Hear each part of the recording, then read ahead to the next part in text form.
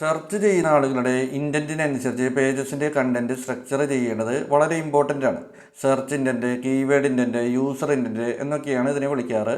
5 വിധത്തിലുള്ള സെർച്ച് ഇൻറ്റൻറ്റ്സ് ഏതൊക്കെയാണെന്ന് നമുക്ക് നോക്കാം. ഇൻഫോർമേഷണൽ ഇൻറ്റൻറ്റ് എന്ന് പറഞ്ഞാൽ ഒരു പർട്ടിക്കുലർ കാര്യത്തെക്കുറിച്ച് ഒരു വ്യക്തി അറിയാൻ ആഗ്രഹിക്കുന്നു. അത് സംബന്ധിച്ചിട്ടുള്ള സെർച്ചുകളാണ് അദ്ദേഹം ചെയ്യുന്നത്. Example, who is Elon Musk, what is detail marketing.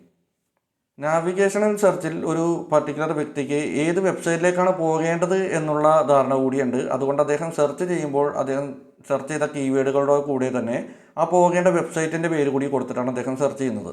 Commercial ഇൻറ്റൻറ്റോട് കൂടിയുള്ള സെർച്ചുകൾ എന്ന് പറഞ്ഞു കഴിഞ്ഞാൽ ഒരാൾ ഒരു പർട്ടിക്കുലർ പ്രൊഡക്റ്റ് മേടിക്കാൻ ഒരു തീരുമാനമെടുത്തു, പക്ഷേ അതിന് തൊട്ട് മുമ്പായിട്ട് അദ്ദേഹം ചെയ്യുന്ന ചില റിസർച്ചുകളും മറ്റുമുണ്ട്. ആ കീവേഡുകളാണ് കൊമേഴ്സ്യൽ കീവേഡ്സുകൾ. ട്രാൻസാക്ഷണൽ ഇൻറ്റൻറ്റിൽ ഒരാൾ ഒരു പർട്ടിക്കുലർ പ്രൊഡക്റ്റ് മേടിക്കാൻ തീരുമാനമെടുത്തു. പ്രൊഡക്റ്റ് മേടിക്കൽ മാത്രമല്ല, ഒരു ഇൻസ്റ്റിറ്റ്യൂട്ടിൽ ജോയിൻ ചെയ്യുക, അങ്ങനെ എന്തും ഒരു തീരുമാനം അദ്ദേഹം എടുത്തു കഴിഞ്ഞു. അന്നേരം സെർച്ച് ചെയ്യുന്ന കീവേഡുകളാണ് ട്രാൻസാക്ഷണൽ കീവേഡ്സുകൾ.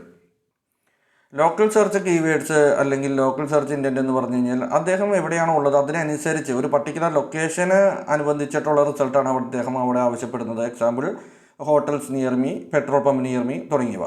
എല്ലാവർക്കും മനസ്സിലായി എന്ന് വിശ്വസിക്കുന്നു. Thank you.